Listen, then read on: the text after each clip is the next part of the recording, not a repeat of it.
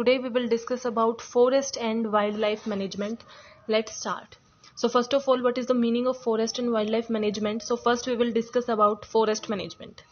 Forest is the largest area dominated by trees. कि forest होते क्या हैं? जंगल को हम क्या बोलते हैं? फॉरेस्ट बोलते हैं, जिसमें एक ऐसा एरिया जो डोमिनेट करता है, यानी कि जिसमें मेजॉरिटी ऑफ चीजें क्या है? ट्रीज हैं, जहां पे बहुत ज्यादा नंबर ऑफ ट्रीज पाए जाते हैं, वो हमारा क्या होता है? फॉरेस्ट होते हैं. The forest is a natural system that can supply the different product and services and this system is influenced by natural and human activity. कि फॉरेस्ट एक ऐसा एरिया है जहां पे variety of majority of trees पाए जाते हैं, जहां पे बहुत ज्यादा नंबर में ट्रीज होते हैं और वैरायटी ऑफ ट्रीज होते हैं, वो हमारे कहते हैं फॉरेस्ट. और फॉरेस्ट हमें क्या प्रोवाइड करते हैं? डिफरेंट प्रोडक्ट प्रोवाइड करते हैं, डिफरेंट सर्विसेज प्रोवाइड करते हैं, जो हमारे सर्वाइवल के लिए इंपॉर्टेंट है. बट हमारी natural activities as well as जो ह्यूमन एक्टिविटीज हैं वो इम्पैक्ट डालती है फॉरेस्ट के ऊपर. फॉर एग्जाम्पल की जो फॉरेस्ट फायर होती है वो क्या है? एक नेचुरल एक्टिविटी है, वो हम नहीं करते बट वो नेचुरली होती है, जिसकी वजह से फॉरेस्ट पे इम्पैक्ट पड़ता है. बट जो चीजें हम करते हैं, जैसे कि डिफॉरेस्टेशन करते हैं, ट्रीज को काटते हैं, या फिर जो हम ग्लोबल वार्मिंग कर रहे हैं, वो चीजें भी हमारे फॉरेस्ट पे इम्पैक्ट डालती हैं. So human activity as well as natural activity दोनों क्या करती हैं? हमारे फॉरेस्ट पे इम्पैक्ट डालती हैं. Developing an active management plan allow you to place a special emphasis on wildlife and forests to maintain their productivity and increase biodiversity and beauty. कि हमारे जो फॉरेस्ट की मैनेजमेंट करना उतना ही नेसेसरी है. उसके लिए फॉरेस्ट मैनेजमेंट क्या है? एक ऐसी प्लानिंग करना, ऑर्गेनाइजिंग करना, जिससे हम अपने जो ट्रीज हैं उनको प्रोटेक्ट कर सके और उनकी ब्यूटी एंड बायोडाइवर्सिटी को एनहांस कर सके, वो हमारी क्या है? Forest management. अब forest management and wild life management आपस में रिलेट करते हैं, इंटर रिलेटेड हैं. कैसे?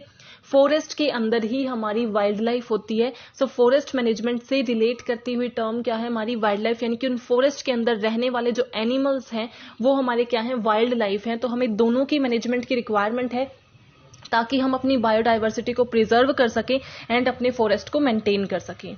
Maintenance activities of forest include कि जब आप फॉरेस्ट को मेंटेन करने की सोचते हैं तो आपको कौन कौन सी एक्टिविटीज पे ध्यान देना होता है या कौन कौन सी मेंटेनेंस एक्टिविटी आप फॉलो करते हो. फर्स्ट इज मैकेनिकल क्लियरिंग, कि जो हम क्लियरिंग करते हैं यानी कि सफाई करते हैं, हम पेड़ काटते हैं, प्लांट्स काटते हैं, खुदाई करते हैं, जो भी करते हैं वो मैकेनिकल होनी चाहिए और वो अकॉर्डिंग टू रेगुलेशन होनी चाहिए. यानी कि एक स्प्रिंग सीजन होता है जिसमें आपको मैकेनिकल क्लियरिंग अलाउड नहीं होती, यानी कि उस टाइम पे आप क्लियरिंग नहीं कर सकते, बिकॉज उस टाइम पे आपके जो वहां के वाइल्ड लाइफ एनिमल्स हैं या फॉरेस्ट में रहने वाले और जो भी एनिमल्स हैं उनको क्या होती है? रिक्वायरमेंट होती है प्लेस की, स्पेसेस की, शेल्टर्स की स्प्रिंग के टाइम पे, ताकि वो अपने बच्चों के साथ सेफली रह सके. सो मैकेनिकल क्लियरिंग का मतलब क्या है? कि हमें क्लियरिंग पे कंट्रोल करना होता है कि कब हमारी कटिंग अलाउड है, कब हमारी हार्वेस्टिंग अलाउड है, टिम्बर करना अलाउड है, यानी कि कंप्लीट उन्हें रूट से ना हटा के, लेकिन जो उनकी वैसे कटिंग होती है ऊपर ऊपर से जो कटिंग करते हैं, टिम्बरिंग करते हैं, उसको भी देखना होता है कि वो कब कर सकते हैं, कब नहीं करनी चाहिए, उसको कंट्रोल करना. Then herbicide control. Herbicide control क्या होता है?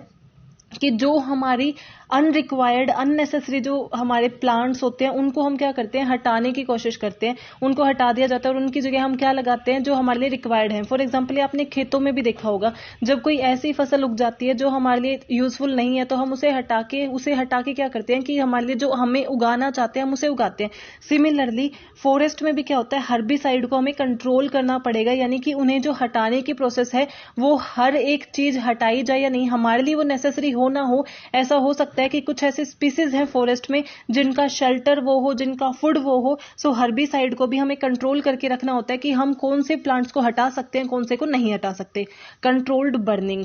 हम कई बार क्या करते हैं कि बहुत ज्यादा इकट्ठा हो जाता है, कूड़ा इकट्ठा हो जाता है या बहुत ज्यादा सूखा प्लेस हो जाता है फॉरेस्ट का, तो वहां आग लगा देते हैं ताकि वो इकट्ठा खत्म हो जाए. बट हमें बर्निंग पे भी कंट्रोल करना पड़ेगा. उस बर्निंग के चक्कर में बहुत ऐसे स्पीसीज भी मारे जाते हैं, एज वेल एज जो सही ट्रीज होते हैं उन पे भी इम्पैक्ट पड़ता है.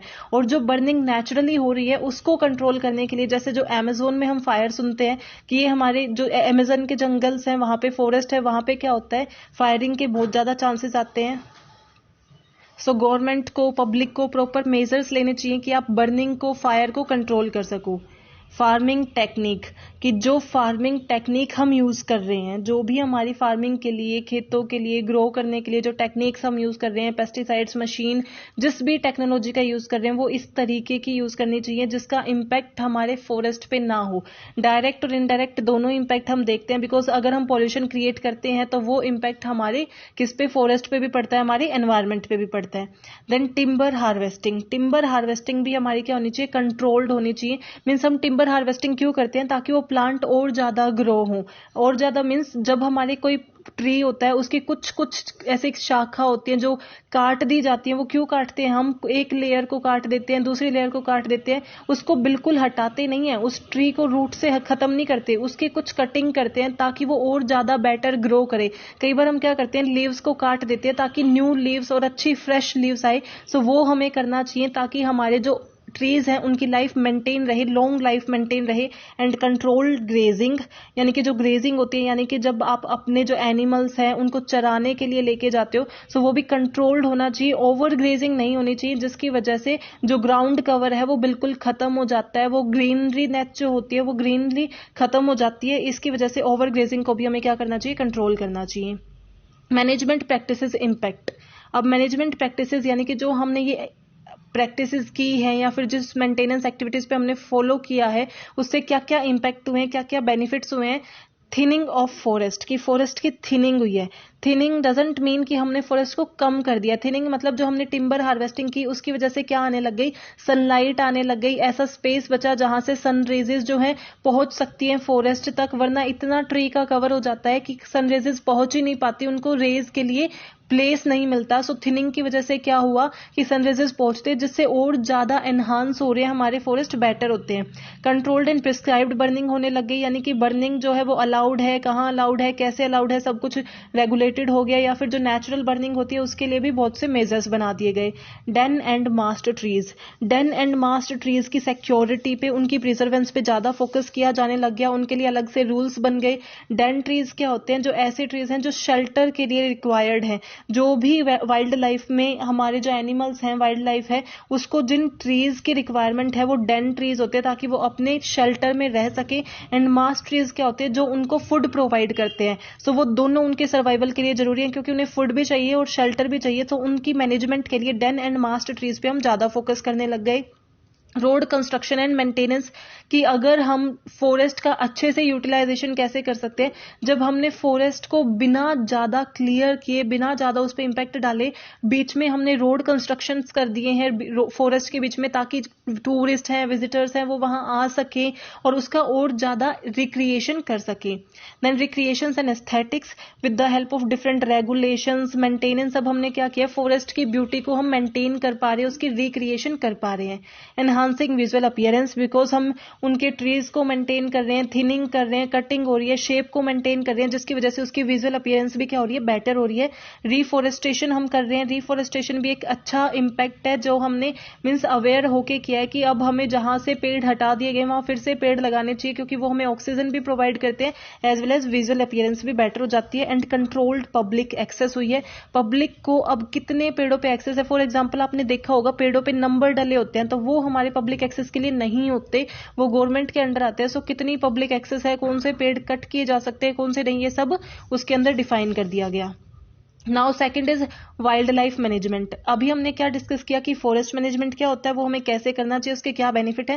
देन है wild life management. Wild life management हमें क्या डिटरमाइन करता है कि फॉरेस्ट में रहने वाले जो एनिमल्स हैं, वाइल्ड लाइफ है, उनको मैनेज करना, उनको प्रिजर्व करना, उनकी सेफ्टी को इंश्योर करना, that is wild life management. It is an attempt to balance the need of wildlife with the need of people, कि वाइल्ड लाइफ की नीड को पीपल की नीड के साथ बैलेंस करना।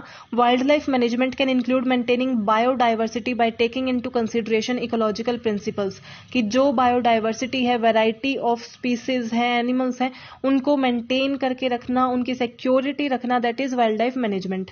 अब मेजर डेंजर्स क्या है, हार्म क्या है या फिर बैरियर क्या है वाइल्ड लाइफ मैनेजमेंट में। फर्स्ट इज हैबिटेट लॉस, कि धीरे धीरे करके हमारी जो बायोडाइवर्सिटी है वो खत्म होती जा रही है। फॉर एग्जाम्पल जो नंबर ऑफ टाइगर्स हैं, नंबर ऑफ लायंस है, वो बहुत कम रह गए हैं, या फिर कुछ ऐसे एनिमल्स हैं जो हम डायनासोर्स हैं वो अब हैं ही नहीं। सो क्यों? क्योंकि हमारी बायोडाइवर्सिटी, हमारे कुछ ऐसे एक्टिविटीज हैं जिनकी वजह से उनका सर्वाइवल क्या हो रहा है, सफर कर रहा है, और उसकी वजह से हम हैबिटेट लॉस कर रहे हैं, वो हमारे लिए, वाइल्ड लाइफ के लिए डेंजर है।